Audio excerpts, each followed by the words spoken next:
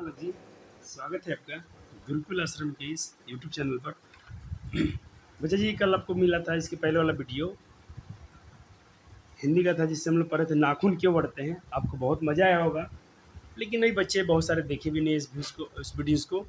तो मैं बोलता हूँ कि चलो, शायद आप स्कूल जा रहे होगे, टाइम नहीं मिला होगा, आपने नहीं देखा होगा। अब आप देख लेना, संडे आने वाला है, संडे के दिन पूरा हिंदी को पढ़ लो।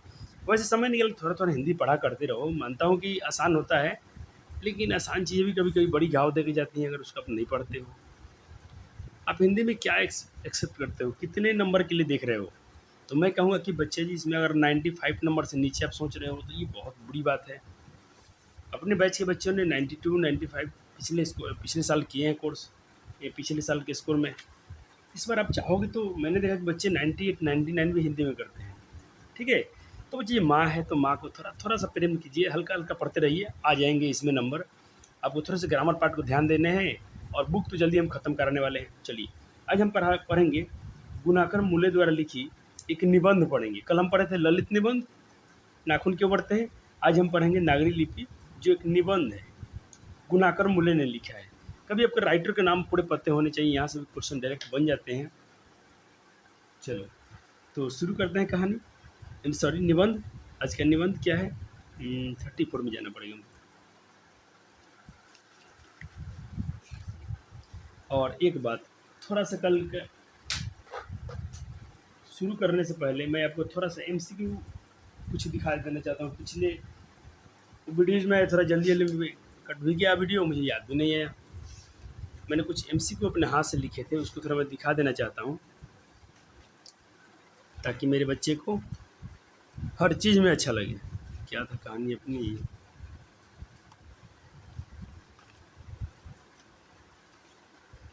नाखून क्यों बढ़ते हैं।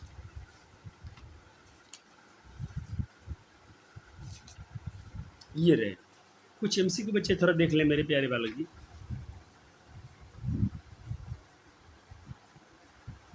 थोड़ा छोटे कर दें। सिर्फ राइटिंग में कमी है बच्चे जी, लेकिन अगर ये क्वेश्चन देखो तो बहुत हाई लेवल क्वेश्चन है। इससे बेहतर क्वेश्चन पूछे नहीं गए हैं अब तक कोई भी एग्जाम में आपका, चाहे आपके स्कूल एग्जाम हो, सेंटर एग्जाम हो, चाहे आपके बोर्ड के एग्जाम हो, सारे क्वेश्चन इसमें इंक्लूड किए गए हैं। तो एक बार इनका प्रैक्टिस जरूर कर लीजिएगा। ये पिछले चैप्टर का है, नाखून क्यों बढ़ते हैं का एमसीक्यू है। ठीक है बच्चा जी, और मैं आपसे भी कहना चाहूँगा कि जब भी आप नोट्स बनाइएगा तो 1 पेज 2 पेज, कम से कम 1 पेज जरूर छोड़िएगा अगले चैप्टर के लिए। हो गया 8 नंबर क्वेश्चन। मैं आपसे ऐसा करना चाहता हूँ, जिससे चैप्टर खत्म हुआ, देखिए यहाँ खत्म हुआ है, तो देखिए 1 पेज छोड़ा गया। इससे क्या होता है, कभी कुछ नई चीज़ें आपको मिल गया, कुछ आप उसमें लिखना चाहते हो, तो आपके नोट्स में स्पेस होने चाहिए। तो हर चैप्टर के बाद में सब कुछ करने के बाद 1 पेज खाली सादा पेज जरूर छोड़िएगा, कुछ काम आने के लिए। हो सकता है कुछ आपको अच्छे पॉइंट्स दिखे हों, आप लिखना चाहते हो, उसी नोट्स में लिख पाओगे। ये मस्त क्वेश्चन है बच्चा जी, ये तो इतना इंपॉर्टेंट है ना, इसको बहुत बार टारगेट किया है। सिकथ का अर्थ क्या होता है, पूछो मत, इतना बार पूछा है, मजा आता है। ये भी पूछा गया, अलकत का अर्थ क्या होता है। नाखून क्यों बढ़ते हैं, यह प्रश्न किसने किया था? तो उनकी छोटी लड़की ने किया था।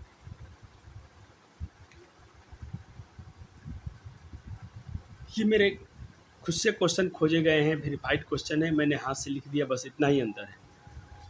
और कहो सर आपकी राइटिंग बहुत गंदे है। हाँ बच्चा जी, राइटिंग के लिए थोड़ा क्षमा चाहते हैं, लेकिन आप पूरे पढ़ पाओगे ऐसा लिखा गया है। 24 25 26, आपको 28 क्वेश्चन मिल जाएंगे इसमें। 27 28 28 क्वेश्चन इधर है, ऑप्शन आपको यहाँ मिलेंगे। ठीक है, देखिए ये चैप्टर बच्चा जी खत्म होता है। अब देखिए मैंने क्या बोला कि मैं कितने पेज छोड़ा हूँ, 1 पेज 2 पेज, देखिएगा ध्यान से। यहाँ चैप्टर खत्म हो रहा है, इसके बाद मैंने छोड़ा 1 पेज 2 पेज, एटलीस्ट कम से कम आप तो 1 पेज जरूर छोड़िएगा। अब आज हम लोग पढ़ने वाले नागरी लिपि, तो पहले हम आपको तो बुक से ही पढ़ाएंगे ना बच्चा जी। सर कल बहुत अच्छा लग रहा था। और बच्चा जी, थोड़ा आप लोग का हिंदी में प्यार बना था, हिंदी में बहुत सारे बच्चे मेरे से दिखते हैं, अभी पता नहीं कहाँ चले गए, सब खेल रहे हो, क्या कर रहे हो। बच्चे जी, ऑनलाइन वाले पढ़ने वाले से मुझे निवेदन करता हूँ कि बच्चे जी, जब ये टाइम आ गया आपका अच्छे से मेहनत करने का, नहीं तो लेट हो जाएगा आगे चल के। चलिए,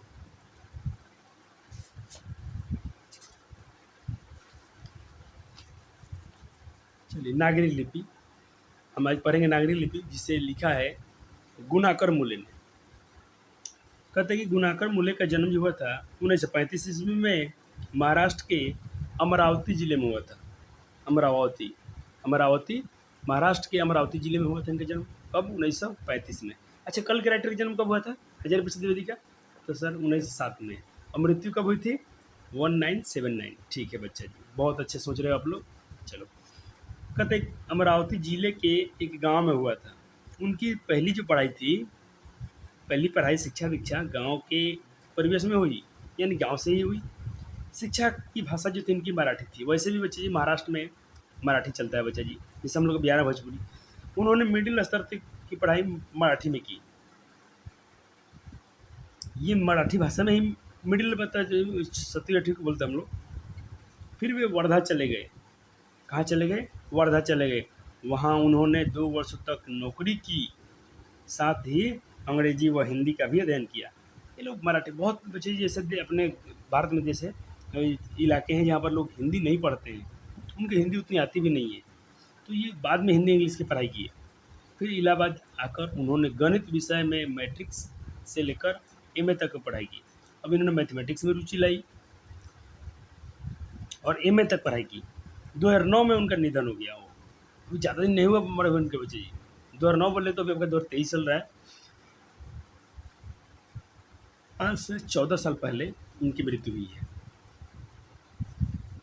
चलिए, गुणाकर मूले के अध्ययन एवं कार्य का क्षेत्र बहुत बड़ा व्यापक है। उन्होंने गणित, खगोल विज्ञान, अंतरिक्ष विज्ञान, विज्ञान का इतिहास, पुरालिपि शास्त्र और प्राचीन का भारत का इतिहास और संस्कृत विषयों पर खूब लिखा है। इन्होंने इन सब बातों पर खूब इन्होंने लिखे हैं अपने माध्यम से। गणित पर, खगोल विज्ञान पर, अंतरिक्ष विज्ञान पर, विज्ञान का इतिहास पर, पुरालिपिक शास्त्र पर, यानी इतिहास पर, बहुत सारे टॉपिक को इन्होंने ज़रूर बहुत खूब लिखा है। यानी बहुत सारे इन्होंने निबंध लिखे होंगे, कहानियाँ लिखी होंगी। पिछले 25 वर्षों में मुख्यतः इन्हीं विषयों से संबंधित 2500 से अधिक लेखों तथा 30 पुस्तकों का प्रकाशन हो चुका है। वहाँ पर 25 से अधिक लेख और 30 पुस्तकों का प्रकाशन, 30 बुक भी इन्होंने लिख दिया सिर्फ 25 साल पहले, मरने से 25 साल पहले। उनकी प्रमुख कृतियों के नाम है, वाह, अब मज़ा आएगा। ये तो याद रखने पड़ेंगे बच्चा जी लोग को।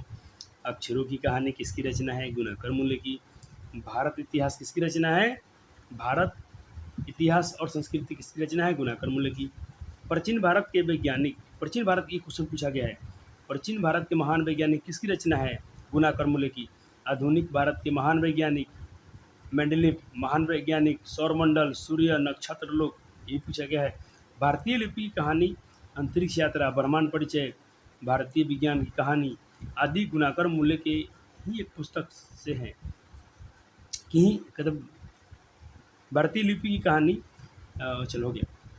मतलब गुणाकर मूले की एक पुस्तक है अक्षर कथा। इस पुस्तक में संसार की प्रायः सभी प्रालिपियों की विस्तृत जानकारी दी गई है। किसमें? अक्षर कथा में। प्रस्तुत निबंध हम लोग जब पढ़ रहे हैं बच्चा जी, नागरी लिपि एक निबंध है। तो कहते ये जो निबंध है मूले की पुस्तक भारतीय लिपियों की कहानी से लिया गया है। तो क्वेश्चन डायरेक्ट भी पूछ सकता है कि नागरी लिपि गुणाकर मूले की किस मतलब उनके संग्रह से लिया गया है? तो उनके भारतीय लिपियों की कहानी से संग लिया गया है। इसमें हिंदी की अपनी लिपि नागरी या देवनागरी के ऐतिहासिक विकास की रूपरेखा स्पष्ट की गई है। यहाँ लिपि की प्राचीनता, व्यापकता और शाखा विस्तार का प्रवाह पूर्ण शैली में प्रामाणिक आख्यान प्रस्तुत किया गया है। तकनीकी बारीकियों और विवरणों से बचते हुए लेखक के निबंध को बोझिल नहीं होने दिया तथा सादगी और सहजता के साथ जरूरी ऐतिहासिक जानकारियाँ देते हुए लिपि के बारे में हमारे भीतर आगे की जिज्ञासा जगाने की कोशिश की है। कि लिपि क्या है? इसे हम पूछे क्या? भारत हिंदी की भाषा, हिंदी की लिपि क्या है? देवनागरी। पंजाबी की लिपि क्या है? गुरुमुखी। तो ये लिपि जो होते हैं बच्चा जी, इसमें जानकारी और आगे हम जाने, इसकी जिज्ञासा उन्होंने जगाने की कोशिश की है गुणाकर मूले ने। तो चलिए आज शुरू करते हैं आपका पिक्चर, जिस फिल्म का नाम है नागरी लिपि। सर पिक्चर क्यों बोलते हो? जैसे बच्चा जी पिक्चर होता है ना, इसके टाइटल होते हैं, ये भी फ़िल्म कहानी है, निबंध है। इसको पढ़ोगे ना उसके जैसा पिक्चर की तरह फ़ील करके, तो मैं कहता हूँ कि आपको हिंदी याद नहीं करने पड़ेंगे। आप लंबे समय तक इसको ऐसे ही ईज़िली याद रख सकते हो। ऐसे ही पढ़ना चाहिए। सिर्फ़ इसको समझो कि मैं एक कहानी देख रहा हूँ, ये फ़िल्म चल रहा है, मैं इसमें डूब गया हूँ। इसमें आप विलीन होकर देखिए, मज़ा आएगा, आपको कभी भूलोगे नहीं। मैं पूरा कोशिश करूँगा आपके इंटरेस्ट इसमें लाने के लिए। चलिए शुरू करते हैं अभी का लेक्चर। यहाँ पर कहते हैं भाई कि जिस लिपि में यह लेख छपा है, कौन सा लेप? नागरी लिपि। जिस लिपि में यह लेख छपा है उसे हम नागरी या देवनागरी लिपि कहते हैं। तो ये भी क्वेश्चन पूछेगा कि हिंदी की लिपि क्या है, तो देवनागरी। करीब 2 सदी पहले पहली बार इस लिपि के टाइप बने। टाइप मतलब अक्षर, इसको टाइपिंग किया गया। इसमें पुस्तकें छपने लगी, इसीलिए अक्षरों में स्थिरता आ गई। पहले अक्षरों में स्थिरता नहीं थी बच्चों जी। कभी तुम अपने घर के कागज़ होंगे ना, आपके क्या बोलते हैं, खेत का जिसे रसीद उसी बोलते हैं, देखना उसमें देवनागरी में लिखी होती है। आप जल्दी ढंग से नहीं पढ़ पाओगे, क्योंकि बच्चे हमने पढ़ना से छोड़ दिया है। मुझे भी तकलीफ़ होती है, कहीं मैं ही पढ़ता हूँ तो मुझे भी तकलीफ़ आती है, फिर उसको पढ़ पाता हूँ। हिंदी तथा इसकी विविध बोलियाँ देवनागरी लिपि में लिखी जाती हैं। कौन सी? हिंदी तथा विविध बोलियाँ देवनागरी में लिखी जाती हैं। हमारे पड़ोसी देश नेपाल की नेपाली, खसकुरा व नेवारी भाषाएं भी इसी लिपि में लिखी थी। कौन कौन? हिंदी, नेपाली, अब चलो यहाँ तक कि मराठी की लिपि भी देवनागरी है। मराठी में सिर्फ एक अतिरिक्त ये वाला अक्षर एक्स्ट्रा है। हमने ला जैसा लग रहा है। हमने देखा है कि प्राचीन काल में संस्कृत व प्राकृत भाषाओं में यह ध्वनि थी और इसके लिए अनेक अभिलेखों में अक्षर मिलता है। देवनागरी लिपि के बारे में एक महत्वपूर्ण तथ्य है, तथ्य मतलब सबूत है, साक्ष्य है कि संसार में जहाँ भी संस्कृत प्रकृति की पुस्तकें प्रकाशित होती हैं, वे प्रायः देवनागरी में ही छपी होती हैं। मैक्सिमम अधिकांशतः भाषाएं बची देवनागरी में ही छपी होती हैं। वैसे विदेशों के कुछ पंडित और उनका अनुकरण करते हुए कुछ भारतीय पंडित भी ऊपर नीचे कुछ चिन्ह छोड़ते हुए रोमन अक्षरों में भी संस्कृत प्रकृत के उदाहरण एवं ग्रंथ छपवाते हैं। गुजराती लिपि देवनागरी से अधिक भिन्न है। गुजराती थोड़ा अलग है।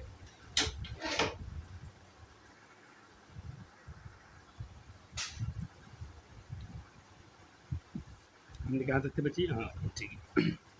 संस्कृत उदाहरण भी ग्रंथ छपवाते हैं। और हमने यहाँ पढ़ा था कि हम लोग गुजराती में थे कि गुजराती लिपि देवनागरी लिपि से अधिक भिन्न होती है, थोड़ा अलग होती है। बांग्ला लिपि प्राचीन नागरी लिपि की पुत्री नहीं तो बहन अवश्य है। प्राचीन मतलब जो पुराना हमारा नागरी लिपि था उसका पुत्री नहीं है, उसकी बेटी नहीं है, लेकिन उसकी बहन जैसी जरूर दिखती है। हाँ, दक्षिण भारत की लिपियाँ वर्तमान नागरी से काफ़ी अलग हैं, भिन्न दिखाई देती हैं। लेकिन यह तथ्य हमें सदैव स्मरण रखना चाहिए। स्मरण कहेंगे तो बच्चे याद रखना चाहिए। ये सबूत हमें हमेशा याद रखना चाहिए कि आज कुछ भिन्न से दिखाई देने वाली दक्षिण भारत की ये लिपियाँ तमिल, मलयालम, तेलुगु, कन्नड़ भी नागरी लिपि की तरह प्राचीन ब्राह्मी लिपि से विकसित हुई हैं। ये ब्राह्मी लिखे हुए बच्चे ब्राह्मी लिपि से विकसित हुई हैं। अभी कुछ समय पहले तक दक्षिण भारत के पोथियों लिखने के लिए नागरी लिपि का व्यवहार होता था। दरअसल नागरी लिपि के आरंभिक लेख हमें दक्षिण भारत से ही मिलते हैं। कहाँ से मिलते हैं? दक्षिण भारत से ही मिलते हैं। दक्षिण भारत का यह नागरी लिपि नंदी नागरी कहलाती थी। कोंकण के सिलाहर, मनखेट के राष्ट्रकूट, देवनागरी के यादव तथा विजयनगर के शासकों ने के लेख नंद नागरी के लिपि में है बच्चे, नगरी लिपि में है। पहल विजयनगर के राजाओं के लेख लिपि को ही नंदी नाम दिया गया था। नंदी नागरी नाम दिया गया था। दक्षिण भारत में तमिल, मलयालम और तेलुगु कन्नड़ लिपियों का स्वतंत्र विकास हो रहा था। फिर भी दक्षिण भारत में अनेक शासकों ने नागरी लिपि का इस्तेमाल किया। कहते राजराज व राजेंद्र जैसे प्रतापी चोर रजाओं 11वीं सदी के सिक्कों पर नागरी अक्षर देखने को मिलते हैं। 12वीं सदी के केरल के शासकों के सिक्के पर वीर केरलस्य जैसे शब्द भी देवनागरी लिपि में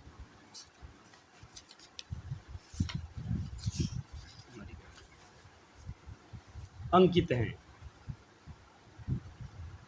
कहते हैं कि सुदूर दक्षिण से, यानी सुदूर मतलब बहुत दूर दक्षिण से प्राप्त वर्णगुण का पलियम ताम्रपत्र 9वीं शताब्दी में था। बच्चे अभी 20वीं शताब्दी चल रहा है। 9वीं शताब्दी का मतलब हुआ कि इसको बहुत पुरानी बात चल रही है, बहुत पुरानी बात। अभी हम लोग 20वीं शताब्दी में 2000 में नागरी लिपि में है। इतना ही नहीं, श्रीलंका के पराक्रम बाहु, विजय बाहु, 12वीं सदी आदि शासकों के सिक्के पर भी नागरी अक्षर देखने को मिलते हैं। यानी कितनी पुरानी बात है, नागरी लिपि कितनी अपनी पुरानी है वैसे भी। दूसरी ओर उत्तर भारत में अल्पकाल के लिए इस्लामी शासन, मतलब जो थोड़ा देर के लिए हमारे देश में इस्लामी शासन आ गया था, कि नींव डालने वाले मोहम्मद गजनवी 11वीं सदी पूर्वार्ध के लाहौर के टकसाल में ढाल गए चांदी के सिक्के पर भी हम नागरी लिपि के ही शब्द देखते हैं। इन सिक्कों पर एक तरफ कूफी लिपि में कलमा अंकित है, जो उन लोग का कलमा होता है वो भी अंकित है, तथा दूसरी तरफ नागरी लिपि में अंकित है। ये कौन सा वर्ड, संस्कृत का वर्ड आ गई।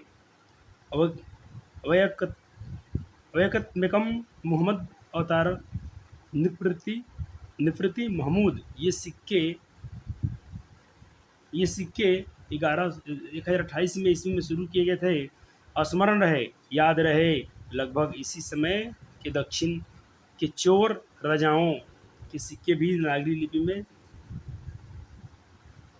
शब्द में देखने को मिलते हैं, नागरी लिपि के शब्द में देखने को मिलते हैं।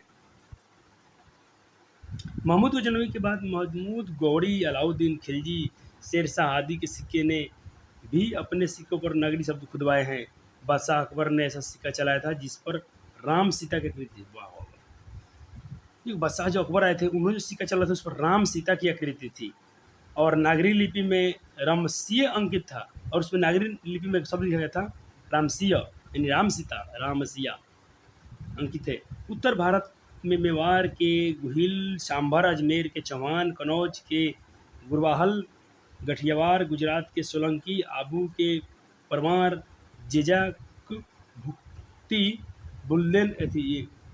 बुंदेलखंड के चंदेल तथा त्रिपुरा के कलचुड़ी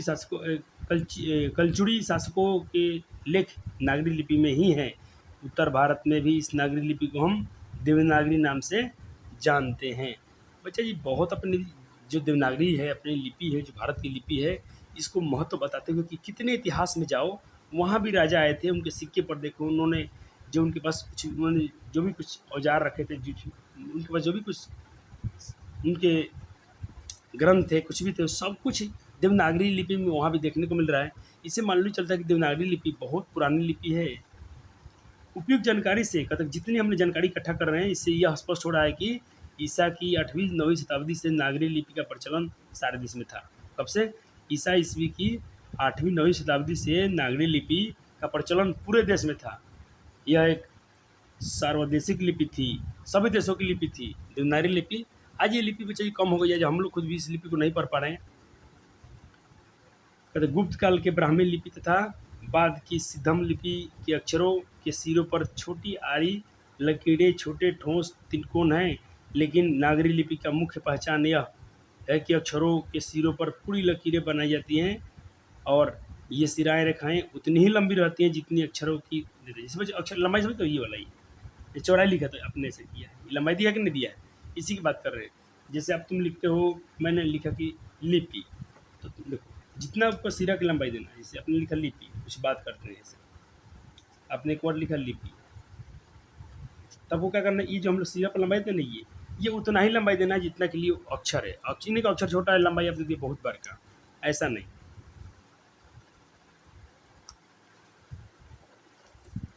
हम कहाँ तक पढ़ लिए थे? हाँ, लकीरें होती उतनी ही लंबी रहती थी। अक्षरों की चौड़ाई होती थी, जितने अक्षर चौड़ाई उतना ही उसकी सिरा की रेखा खींचते थे हम लोग। हाँ, कुछ लेखों के अक्षरों के सिरों पर अभी कहीं कहीं 3 तिकोण दिखाई देते हैं। दूसरी स्पष्ट विशेषता यह है कि प्राचीन नागरी लिपि के अक्षर आधुनिक नागरी से मिलते जुलते हैं और इन्हें आसानी से थोड़े अभ्यास के बाद पढ़ा जा सकता है। हाँ जी, मैं ही पढ़ पाता हूँ, थोड़ा समय लगता है। मैं बोल रहा हूँ कि आपके पास खेत के जो भी डॉक्यूमेंट हैं, जो भी तुम्हारे खेत के पास जो भी तुम्हारे खतियान होते हैं ना बच्चे, जो हम लोग के पास रसीद वसीद, देखना वो सब देवनागरी लिपि में लिखे रहते हैं। तो लेकिन थोड़ा मेहनत करोगे ना तो पढ़ पाओगे, लेकिन ऐसे चाहोगे कि इतना आसानी से पढ़ लें ना, तो थोड़ा तकलीफ आएगा। हम बता चुके हैं, कहते हैं कि गुनाकर मूले जी, कि हम बता चुके हैं कि दक्षिण भारत से नंदी नागरी लिपि के लेख 8वीं सदी से मिलने लग जाते हैं और उत्तर भारत से 9वीं शताब्दी से, जो हम लोग की बात कर रहे हैं, उत्तर भारत में बिहार आता है। लेकिन हम यह नहीं कह सकते हैं कि अमुक निश्चित समय से ही नागरी लिपि की शुरुआत होती है।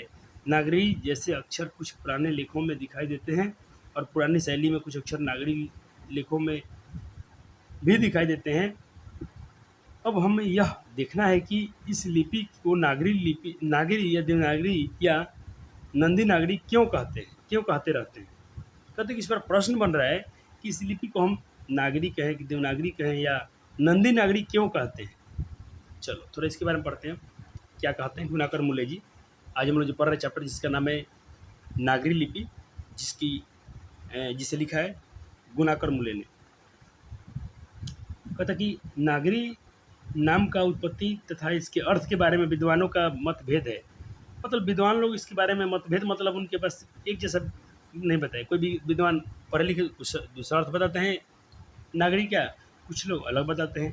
कहते हैं कि एक मत के अनुसार, एक मत उसमें से लेते हैं गुनाकर मूले जी, कहते हैं कि गुजरात के नगर ब्राह्मणों से पहले पहले लिपि का इस्तेमाल किया गया था, इसीलिए इसका नाम नागरी पड़ा। एक लेखक एक विद्वान का ऐसा कहना है। इस मत को स्वीकार करने में अनेक अड़चनें आई। अब इसको हम स्वीकार कर लें, एक्सेप्ट करें, इसमें बहुत सारी अड़चनें आई, इसमें बहुत सारी रुकावटें आई। एक अन्य मत के अनुसार बाकी नगर सिर्फ नगर है, परंतु काशी देवनागरी है। वाह! इसीलिए काशी में प्रयुक्त लिपि का नाम देवनागरी पड़ा। स्पष्ट यह एक संकुचित मत है, लेकिन ये छोटा सा मत है, इस पर सब लोग संतुष्टि नहीं थे। अब चलो आगे चलते हैं। अल-बिरूनी ने अपने ग्रंथ 1030 ईस्वी में लिखा था कि मालवा में नगर लिपि का इस्तेमाल होता है, अथवा यह स्पष्ट है कि 1000 ईस्वी के आसपास नागर या नागरी नाम का अस्तित्व में आ चुका है। दरअसल यह शब्द और भी कुछ पहले अस्तित्व में आ चुका था। पादताडिक्तकम नामक एक नाटक से जानकारी मिलती है कि पाटलिपुत्र पटना को नगर कहते हैं। अब ले एक विद्वान जी का ये कहना है, कहते थे। हम ये भी जानते हैं कि स्थापत्य की उत्तर भारत की एक विशेष शैली को नागर शैली कहते हैं। अतः नागर या नागरी शब्द का भारत से किसी बड़े नगर से संबंध रखता है। असंभव नहीं है कि यह बड़ा नगर प्राचीन पटना ही हो सकता है, ये भी हो सकता है पटना ही हो, क्योंकि चंद्रगुप्त द्वितीय विक्रमादित्य का व्यक्तिगत नाम देव था, इसलिए गुप्तों की राजधानी पटना नगर को देवनगर भी कहा जाता था। देवनगर की लिपि होने से उत्तर भारत की प्रमुख लिपि के बाद देवनागरी का नाम दे दिया गया होगा। लेकिन यह सिर्फ एक मत है, मत मतलब एक मानना है, एक विचार है। हम सप्रमाण नहीं बता सकते, हमारे पास कुछ एक अच्छा सबूत नहीं है, हमारे पास प्रूफ नहीं है कि हम बता सकते हैं कि देवनागरी नाम कैसे अस्तित्व में आ गया। ईसा की 14वीं शताब्दी या 15वीं शताब्दी से विजयनगर के शासकों ने अपने लेखों में लिपि को नंदी नागरी कहा है। विजयनगर के राजाओं लेख कन्नड़, तेलुगु और नागरी लिपियों में मिलते हैं। जानकारी मिलती है कि विजयनगर के राजाओं शासनकाल से पहल वेदों में लिपिबद्ध किया गया था। यह वेद साहित्य निश्चित ही नागरी लिपि में लिखा गया होगा। विद्वानों का यह भी मत है। वाक्टकों एवं राष्ट्रकूटों के समय महाराष्ट्र के प्रसिद्ध नंदीनगर, आधुनिक नंदेर, जो पहले नंदीनगर था, आज उसे आधुनिक नंदेर की लिपि में होने के कारण इसका नाम नंदी नागरी पड़ा होगा। चलो, लेकिन हमें नामांकन से इस झंझट में अधिक नहीं पड़ना चाहिए। यह एक नगर विशेष लिपि नहीं थी। क्योंकि ईसा 8वीं से 11वीं सदियों तक हमने नगरी लिपि को पूरे देश में व्यापक देखते हैं। उस समय यह सर्वदेशिक लिपि थी। देश भर में नागरी लिपि बहुत सारे लेख मिले हैं। इस नागरी लिपि के उद्देश्य के साथ भारतीय इतिहास और संस्कृति की एक नए युग की शुरुआत होती है। भारत इस्लाम के संपर्क में आता है। पहले भारत में इस्लाम नहीं था, आया बाद में। और 13वीं सदी से जितने इस्लामी शासक आए, जितने मुस्लिम राजा आए, उनका शासन भारत में शुरू हुआ और नए संप्रदाय अस्तित्व में आते हैं। भारतीय समाज एवं बहुत से संप्रदायों का एक व्यापक नाम मिलता है। हिंदू समाज एवं हिंदू धर्म। नागरी लिपि के साथ साथ प्रादेशिक भाषाएं भी जन्म लेती थी। 8वीं से 9वीं शताब्दी के आरंभ में हिंदी साहित्य मिलने लग जाता है। हिंदी के आदि कवि सरहदपाद 8वीं सदी के दोहा कोश की तिब्बत से जो हस्तलिपि मिली है वह 10वीं से 11वीं सदी की लिपि में लिखी गई है।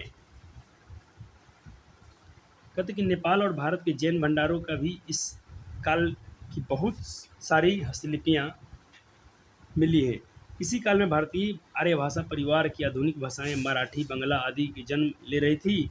इस समय में इन भाषाओं के लेख भी मिलने लग जाते हैं। दक्षिण भारत का द्रविड़ भाषा परिवार भाषाएं विशेषतः तमिल भाषा आधुनिक प्राचीन है, लेकिन इन भाषाओं के लेख भी इस समय मिलने लग जाते हैं। किस भाषा में? देवनागरी में। इन भाषाओं के लिए दक्षिण भारत की विकसित ब्राह्मी लिपि का कुछ स्वतंत्र विकास हो रहा था, परंतु दक्षिण भारत में नागरी लिपि का खूब व्यवहार किया जाता था। दरअसल नागरी लिपि के आरंभिक लेख विंध्य पर्वत के नीचे दक्खन प्रदेश से ही आते हैं। अनेक विद्वानों का मत है कि दक्षिण भारत में नागरी लिपि का प्राचीनतम लेख राष्ट्रकूट राजा दंतिदुर्ग का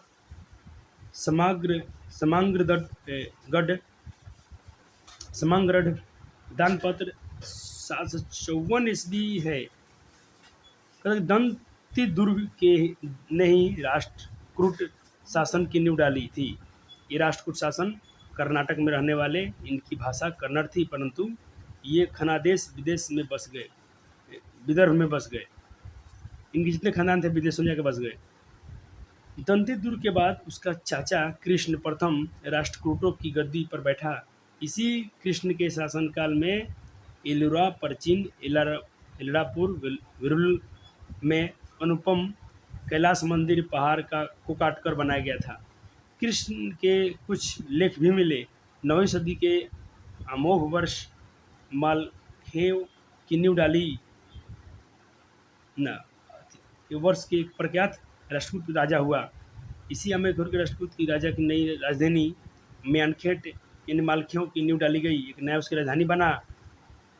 अमोघ वर्ष के शासन में ही गणित महावीराचार्य 850 ईस्वी से ने गणित सार का संग्रह की रचना की थी।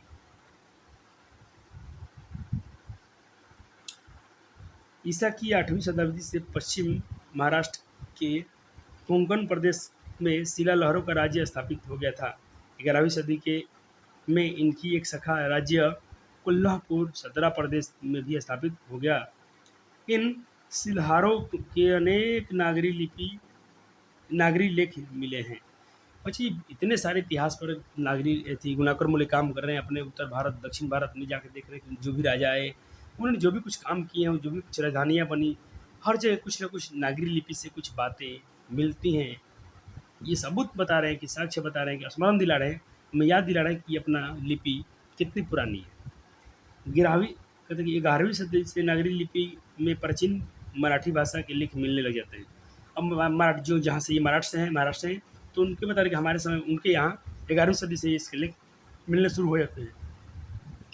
अक्षी कुलवा जिला के से शिलालहर शासक कसिदेव प्रथम एक शिलालेख 1012 ईस्वी में मिला है, जो संस्कृत मराठी भाषाओं में है। इसकी लिपि नागरी है, परंतु दिवे आगर रत्नागिरी जिला ताम्रपट पूर्णतः मराठी में है। इसे मराठी का अधिलेख माना जाता है। नागरी लिपि में लिखा गया है कि ताम्रपट 1060 ईस्वी का है।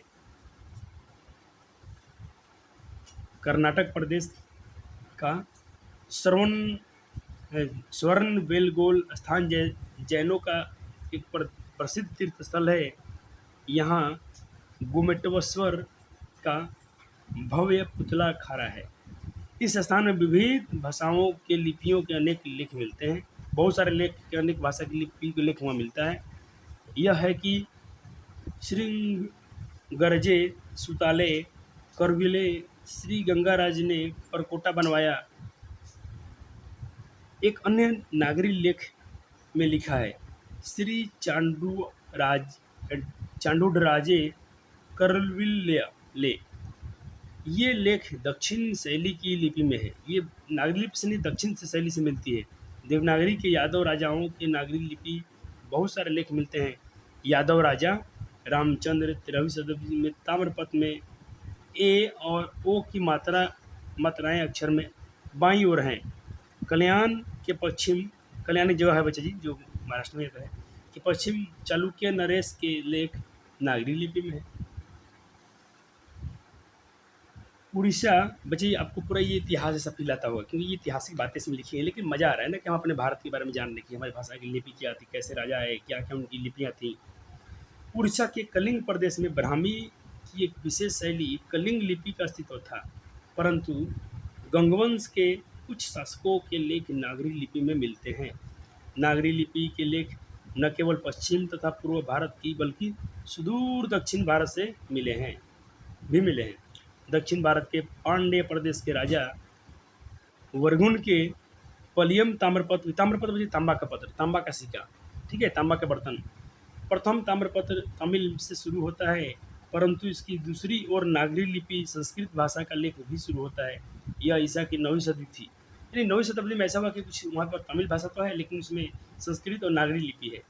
उत्तर भारत के में पहल यानी हमारे तरफ की बात करें बिहार साइड की, पहले पर गुर्जर प्रतिहार राजाओं के लेख नागरी लिपि देखने को मिलती है। अनेक विद्वानों का मत है, बहुत सारे विद्वान का मानना है कि गुर्जर प्रतिहार बाहर से भारत आए थे, बाहर से भारत में आए थे। ईसा की 8वीं से सदी से पूर्वार्ध में अवंती प्रदेश में इन्होंने अपना शासन खड़ा किया। बाद में कनौज पर भी अधिकार, सब जितने राजा थे ना अपने देश को सब लूट रहा था, सब देश को कब्जा कर रहा था। देखो फिर जाके उधर अपने कनौज पर भी अधिकार जमा लिया। मिहिर भोज महेंद्रपाल आदि प्रख्यात प्रतिहार शासक हुए। मिहिर भोज 840 ईस्वी से 840 से 881 ईस्वी तक ग्वालियर प्रदेश, अपने ग्वालियर का नाम सुना होगा। प्रसिद्ध नगरी लिपि संस्कृत भाषा में है। धारा नगरी परमार शासक भोज अपने विधुनराग के लिए इतिहास प्रसिद्ध है, परंतु इस शासक के बहुत कम अभिलेख मिलते हैं। इस राजा, शासक मतलब राजा होता है, शासन करने वाला। इस राजा के बंसवाड़ा और बेतमा दानपत्र क्रमशः जो उनका है, एक मिलता है कोंकण विजय और एक मिलता है कोंकण विजय पर्व के अवसर पर दिए गए थे। बेतमा इंदौर के समीप दानपत्र 1020। ये बेतमा से क्वेश्चन पूछा गया है बच्चे, अभी मैं लेकर आऊँ तो याद आ जाएगा हमें भी। हमने उन्हीं आरंभिक नागरिक लेखों की संक्षिप्त चर्चा की है। ये छोटा सा चर्चा कर रहे हैं गुणाकर मूल्य जी, तब आपको इतने पेज लंबे लग रहे हैं।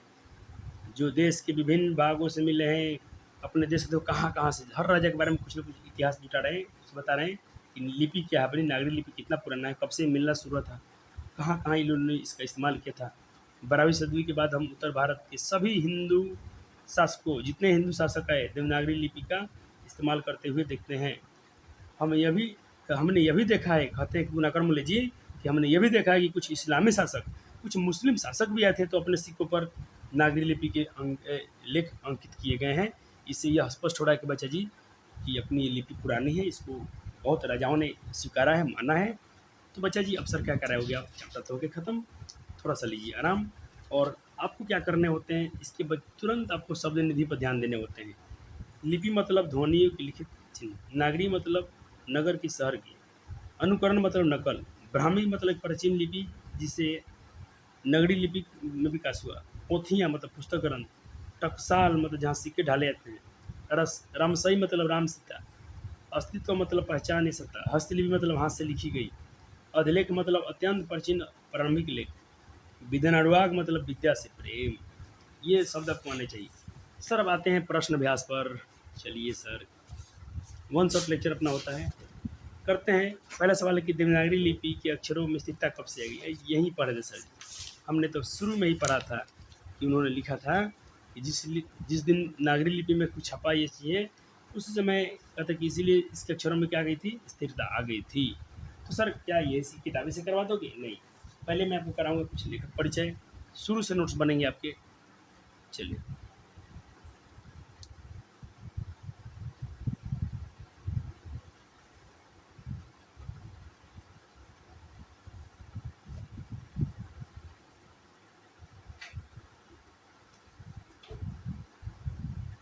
चलिए ये सारी बातें ज़रूर नोट कीजिएगा, क्योंकि ये आपके लेखक के जीवनी से है। हो गया?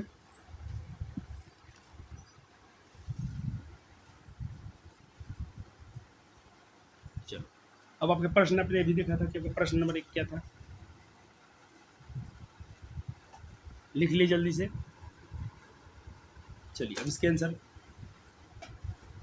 इसके उत्तर करते हैं। करीब 2 सदी पहले इस लिपि के टाइप बने, पहले टाइप नहीं थे, जैसे टाइप बना और पुस्तकें छपने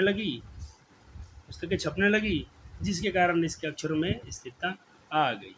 टाइप पहले नहीं बना था, दिक्कत हो रहा था, जैसे इसके टाइपिंग बन गए, अब इसके अक्षरों में क्या आ गई है, स्थिरता आ गई है। चलो, 2 नंबर, देवनागरी लिपि में कौन कौन सी भाषाएं लिखी जाती हैं? बहुत सारी भाषाएं, लगभग सारी भाषाएं। देवनागरी लिपि में बच्चे जी हिंदी, संस्कृत, मराठी, नेपाली इत्यादि भाषाएं लिखी जाती हैं। ये क्वेश्चन संख्या आपका 2 था।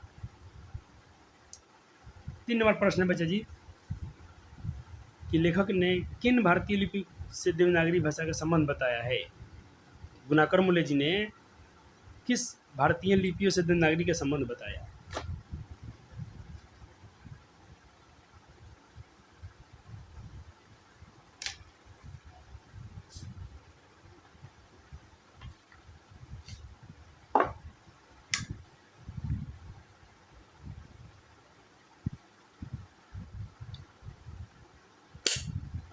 ये गला सूख गया बच्चा जी। अब देखो मैं तुमको क्या करना चाहता हूँ, देखो कितना देर लगा, लगभग 30-35-40 मिनट लगता है बच्चे जी किताब एक चैप्टर पढ़ने में। तो तुम लोग लापरवाही क्यों करते हो?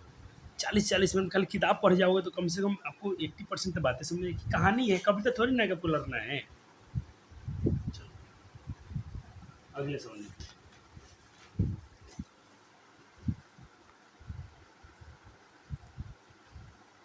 चौथा, नंदी नागरी किसे कहते हैं? यह किस प्रसंग में लेखक का उल्लेख, इसमें लेखक ने किस किया है?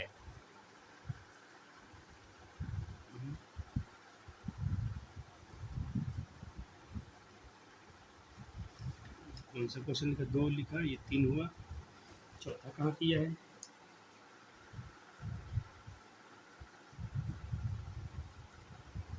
नंदी नागरी किसे कहते हैं इस प्रसंग में?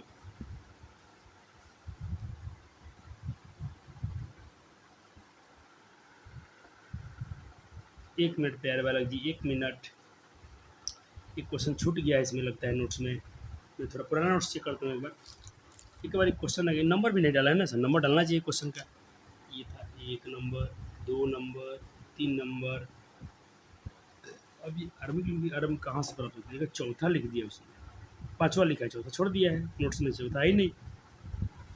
सर जी हम क्या करें, अब हम लोग परेशान हो गए। 1 सेकंड में जाइए, नो टेंशन। चलिए बालक जी, चौथा नंबर क्वेश्चन आप यहाँ से लिख लीजिए, और इसके उत्तर भी यहीं पर दिख रहा होगा आपको। छूट गया, नोट्स में नहीं इंक्लूड है, पता नहीं बच्चे ने ध्यान, लोग बुक पे ध्यान भी नहीं दिए होंगे क्वेश्चन में कौन सा लिख रहे हो, किताब लेके बैठना चाहिए था। चलो, हो गया प्यारे वाला जी, 4 नंबर का आपने आंसर कर लिया, हाँ सर हो गया। चलो अब आते हैं 5 नंबर पे। 5 नंबर क्या है बच्चा जी? थोड़ा इसको मैं मार्क करते चलूँ, 4 भी हो गया। 5, नागरी लिपि की आरंभिक लेख कहाँ प्राप्त हुई है, इसकी विवरण दे, कहाँ प्राप्त हुआ था? ये क्वेश्चन है बच्चा जी, तो आपको दिख रहा होगा।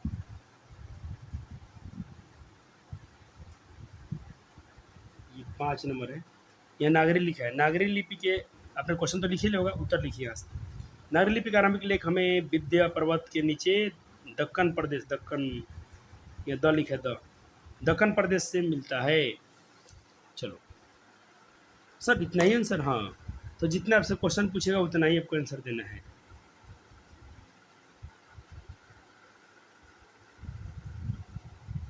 छठा, ब्राह्मी और सिद्धम लिपि की तुलना में नागरी लिपि का मुख्य पहचान क्या है?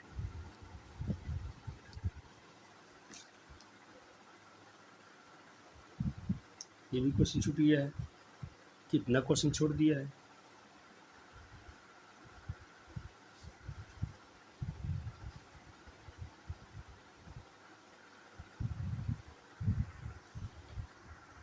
चलिए 6 नंबर बच्चे जी यहाँ से कर लीजिए। ब्राह्मी लिपि और सिद्धम लिपि की तुलना में नागरी लिपि की मुख्य पहचान क्या है?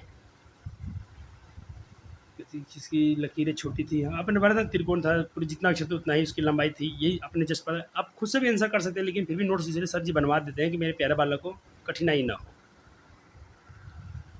7 नंबर का है बच्चा जी, उत्तर भारत के किन शासकों ने नागरी लिपि के लेख थी? उत्तर भारत के किन शासकों के प्राचीन नागरी लेख प्राप्त होते हैं? उनके प्राचीन नागरी लेख किसके प्राप्त होते हैं?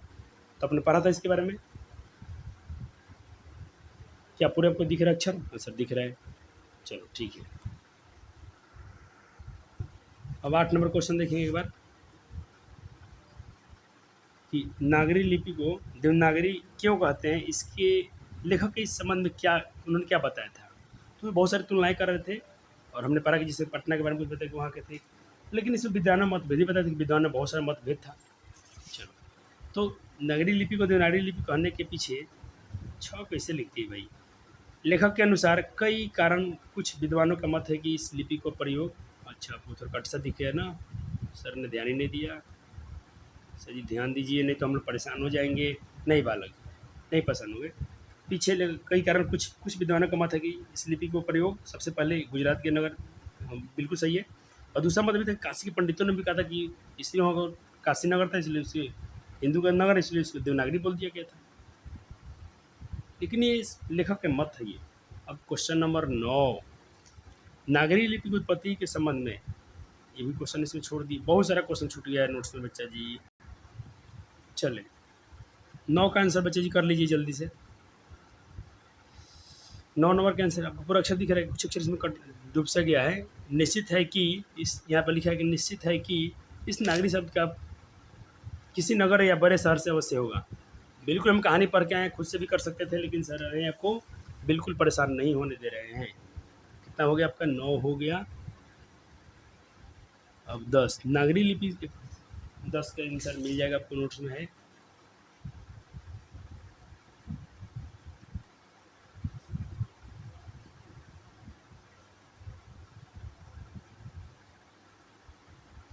दस है, फिर 12 है, 11 छुट्टी है, 10 हो गया बच्चा जी। चलिए, नागरी लिपि कब तक सर्वदेशिक लिपि थी? कब तक नागरी लिपि 8वीं से 9वीं सदी तक सार्वजनिक, सभी देशों में इसकी लिपि की बात हम लोग करते थी, वहाँ पर कुछ ना कुछ सबूत मिल रहे थे, इसका प्रयोग हो रहा था। ठीक है, 11 नंबर क्वेश्चन देखते हैं बुक से। तो अपना क्या क्या हो गया? 10 हो गया, 11 नंबर। नागरी लिपि के साथ साथ किसका जन्म होता है, किसका जन्म होता है, इसके संबंध में लेखक की जानकारी, क्या लेखक क्या जानकारी देता है, यानी गुणाकर मूल्य हमें क्या जानकारी देते हैं? तो क्वेश्चन का नाम कब? 11। इसके 2 पार्ट में आंसर मिलेंगे बच्चे, कुछ अगले पेज पे है, इसके ऊपर लिखिए। ये क्वेश्चन है आपका।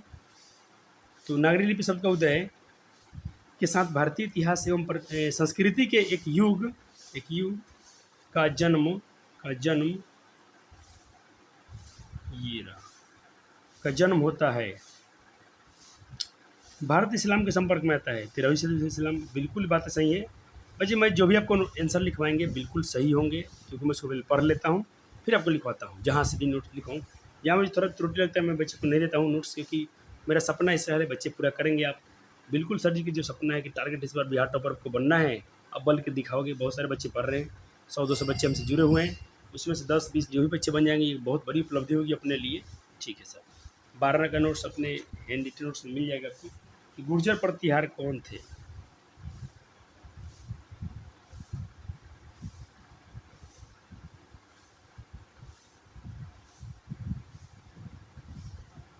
तो ध्यान बुक से समझ, इसीलिए उसमें छूट गया सब।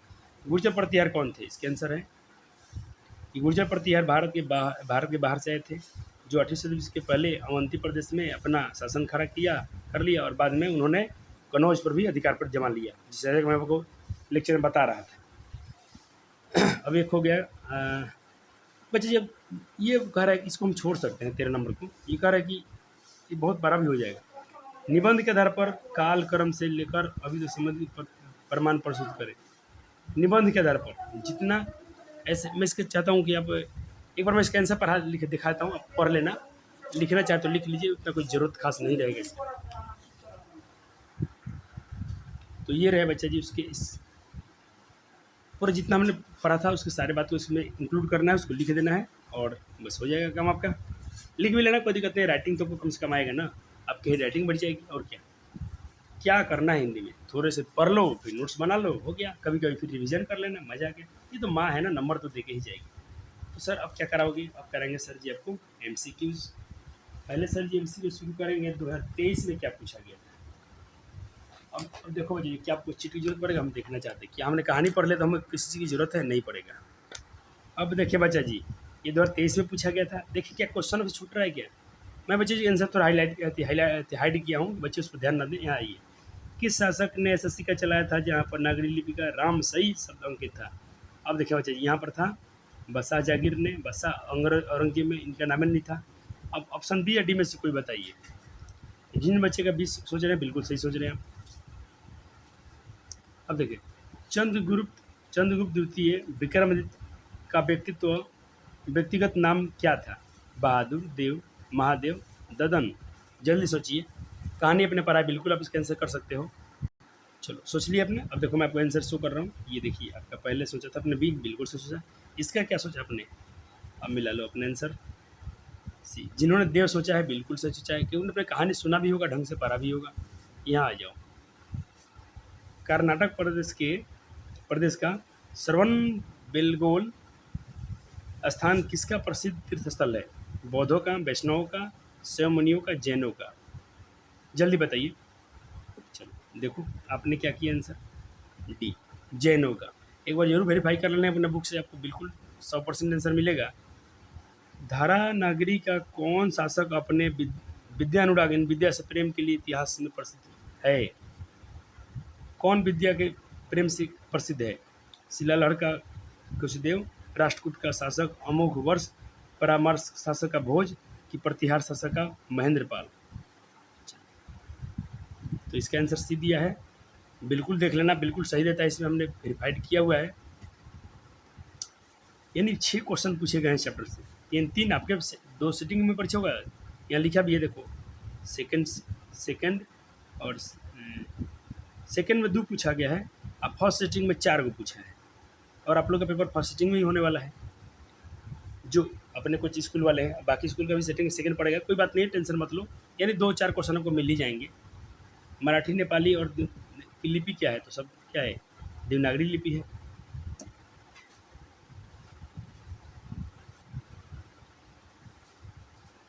चलो अब आखिरी क्वेश्चन है, नागरी लिपि शब्द पाठ कहाँ से संकलित है।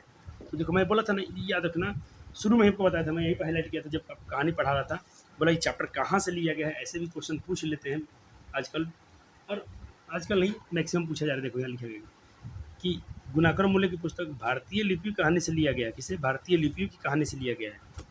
तो देखो भारतीय लिपि की कहानी से लिया गया था, बिल्कुल इसमें आंसर सही देता है बच्चे जी। हमने देखा है कि ब्रिलियंट ने अच्छा काम किया इस पर, तो ब्रिलियंट के लिए थैंक यू। कि बिहार बोर्ड के बच्चे को अक्सर भी आज तक अच्छी पुस्तकें नहीं मिलती हैं, जितने आपको बच्चे कुछ प्रैक्टिस के लिए खरीदते हैं, चाहे क्वेश्चन में खरीदें, या कुछ बच्चे लोग उसको गाइड भी खरीदते हैं। मैं तो मना कर, गाइड के लिए कभी मना ही करता हूँ हमेशा, लेकिन उनको शुद्ध आंसर सेट नहीं मिलता है। बाकी बोर्ड के लिए दिक्कत नहीं है, बिहार बोर्ड में लफड़ा है, कुछ भी मिल जाता है। चलो लेकिन हम लोग किताब पढ़ें तो सही करेंगे।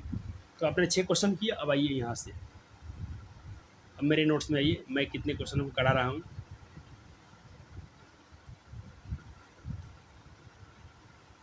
चलिए, नागरी लिपि का निबंध के लेखक कौन है। गुणाकर मूल्य, अज्ञा जी, विनोद कुमार शुक्ल, प्रसाद नहीं, आगे। नागरी लिपि शीर्षक पाठ के साहित्य की विद्या कौन सी है, तो मैंने शुरू बताया कि निबंध है। गुणाकर मूल्य द्वारा रचित निबंध कौन सा है, तो कौन सा लिखे हो, नाखून के बढ़ते हैं, परंपरा का मूल्यांकन, नागरी लिपि। क्या लिखे हो, नागरी लिपि। गुणाकर मूल्य का जन्म कब हुआ, गुणाकर मूल्य का जन्म कब हुआ। इनके मृत्यु आपको पता है 2009 में हुआ था। चलिए एक बार देख लो, आपने शुरू में ही पढ़ा था कि उनका जन्म 1935 में महाराष्ट्र के अमरावती जिले में हुआ था। बिल्कुल सही आंसर है। नागरी लिपि का प्राचीनतम लेख किस प्रदेश से मिलते हैं? तो दक्कन प्रदेश के क्षेत्र से मिलते हैं। नागरी लिपि के प्राचीन मराठी भाषा के लेख मिलने कब लग जाते हैं भाई? तो 11वीं सदी से मिलने लग गए थे। देवनागरी लिपि में कौन सी भाषाएं लिखी जाती हैं? कौन सी भाषाएं? हिंदी, नेपाली, वनगरी, मराठी, उपयुक्त सभी सभी सही भाषा मिल जाती है लगभग। उत्तर भारत से नागरी लिपि के लेख कब से मिलने लग जाते हैं? अपने बिहार की बातें करेंगे तो शायद 9वीं सदी से। एक बार जरूर अपने आंसर से वैसे बुक से वेरीफाई कर लेना इसको। हिंदी के आदि कवि कौन है? हिंदी के आदि कवि कौन है? अमीर खुसरे, बिहारी लाल, सरहदपाद है।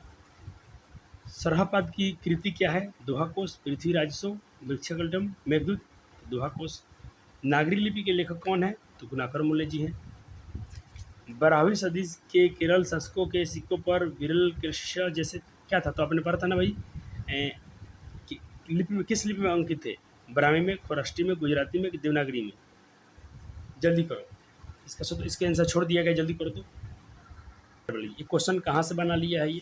अब तुम क्या करना, मेरे पास तो बच्चे थोड़ा समय का अभाव है, इसलिए बच्चे जी माफ़ी चाहते हैं, लेकिन आप क्या करना मेरे प्यारे बालक हो, जितने क्वेश्चन एमसीक्यू मैं करा रहा हूँ मेरे बच्चे, मेरी कसम है आपको कि आप लोग सारे क्वेश्चन को जरूर एक बार वेरीफाई करोगे। किसी भी भरोसा नहीं करना है, मेरे छात्रों से लिखवाया हूँ। चलो, किसमें है? नागरी लिपि में। ये क्वेश्चन यहीं से उठा लिया है। 12वीं सदी के केरल के शासकों के सिक्कों पर विरल के शेष शब्द भी नागरी लिपि में है। किसमें है? नागरी लिपि में है। किसमें है बच्चे जी?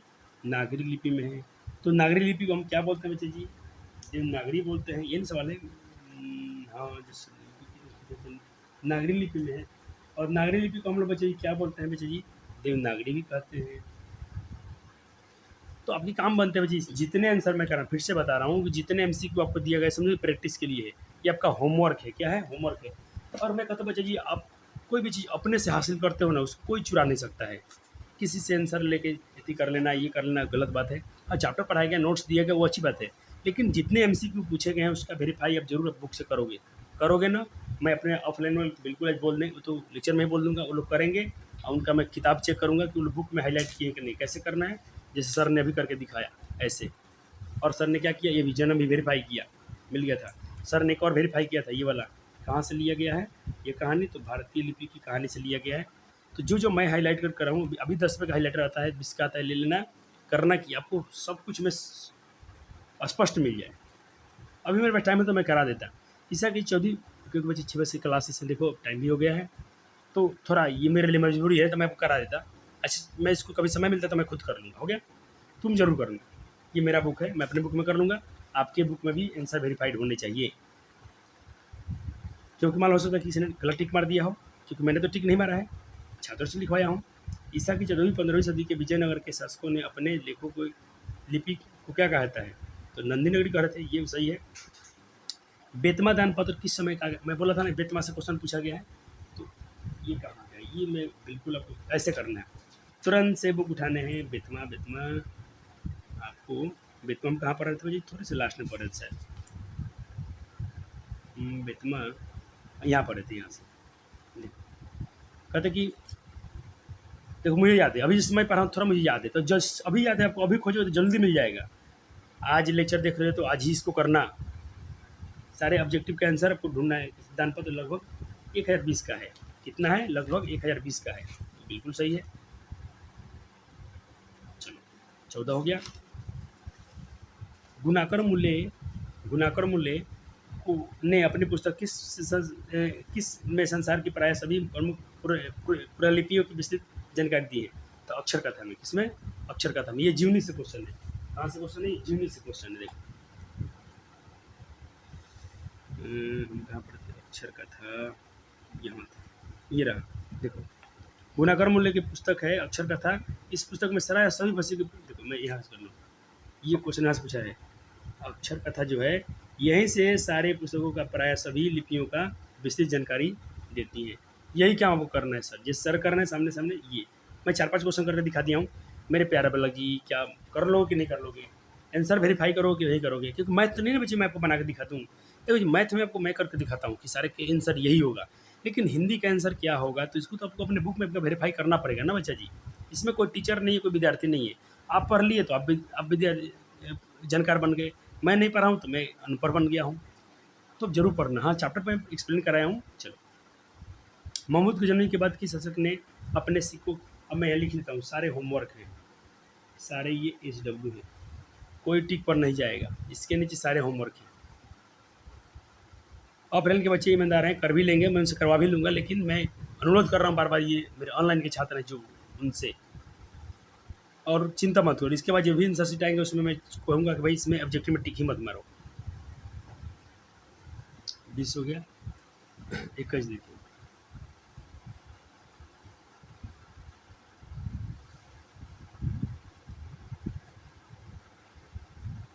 ये सारे क्वेश्चन बोर्ड ने पूछा है।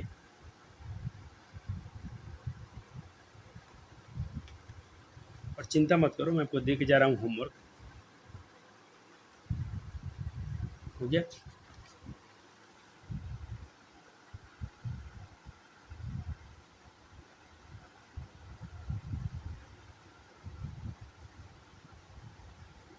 34 क्वेश्चन इसमें कराया हूँ, 6 उधर, 40 क्वेश्चन हो गया। अब बच्चे जी मैं थोड़ा, मेरा MCQ नहीं मिल रहा है बच्चे जी, मैंने कहाँ रख दिया हूँ, मेरा इसमें कि MCQ नहीं मिल रहा है, ये पिछले साल का है, 24 वाला कहाँ रखा गया, नहीं मिल रहा है।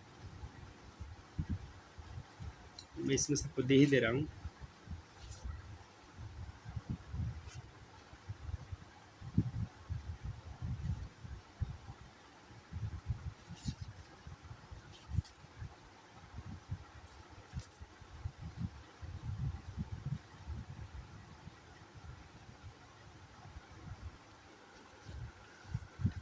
चलो, अब आपको मज़ा आएगा।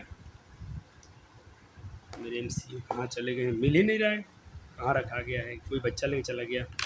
बहुत चोर चोर बालक भी है अपने, कुछ भी सामान लेके मेरे चला जाता है सब बिना पूछे हुए। चलो, अब तुम करो यहाँ से सारे होमवर्क, ये तुम्हारा प्रैक्टिस रहा। मानता हूँ क्वेश्चन नहीं पूछा गया, लेकिन पूछा भी जा सकता है। का यह संबंध वर्तमान में किस भाषा से है, तो वर्तमान में बच्चा जी ये नेपाली से है, तमिल से है, मराठी से है, बांग्ला से, तो ये मराठी से है बच्चा जी। 4 का B, ठीक है, बिल्कुल। अब आ जाओ,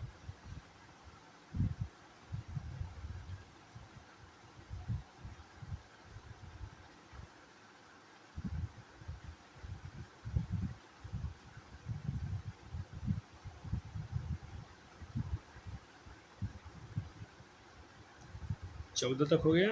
अब 14 के बाद 17, 17, 17, 17, 18 हो गया, ठीक है सर, हो गया।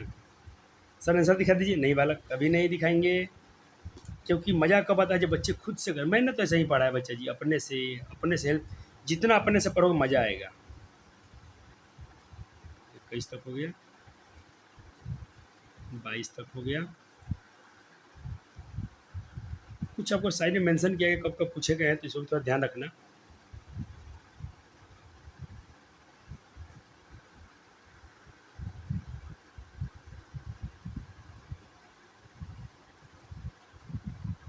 चलो, तो ये 32 क्वेश्चन है बच्चे जी, और है क्या, और है, इसमें ज़्यादा ही दिया है, इसमें आपको 40 करा दिया हूँ, इसमें 46 दिखा रहा है क्वेश्चन।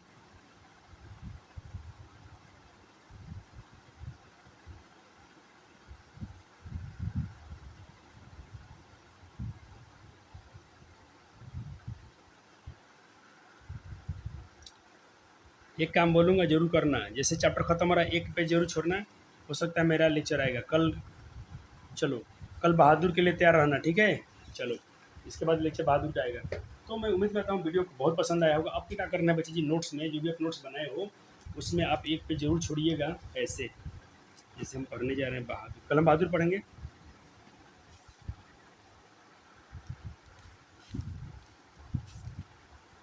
हाँ, बहादुर पढ़ेंगे, ठीक है। ठीक है, जैसे आपने यहाँ तक किया था, आपको 34 क्वेश्चन कर रहे हूँ, और कुछ क्वेश्चन यहाँ से दिया हूँ होमवर्क में। तो आपको क्या करना है बच्चा जी, और ये सस्ते की कभी महंगे कॉपी नहीं बची, ये 40-50 कॉपी है, तो इसमें आप नोट्स बना सकते हो बिल्कुल। फिर सिर्फ कॉपी की थोड़ा हिफाजत से रखना है, हो गया ये। और देखो ये पेज छोड़ा गया है, तो आपको भी 1 पेज, 2 पेज, इसमें मैं हर बार 2 पेज छोड़ता हूँ, अभी कम से कम 1 पेज तो ज़रूर छोड़िएगा। चलो, धन्यवाद, लव यू सो मच, मिलते हैं अगले वीडियो में। ज़रूर वीडियो पसंद आए तो लाइक शेयर ज़रूर कीजिएगा। आपका बहुत बहुत शुक्रिया, धन्यवाद।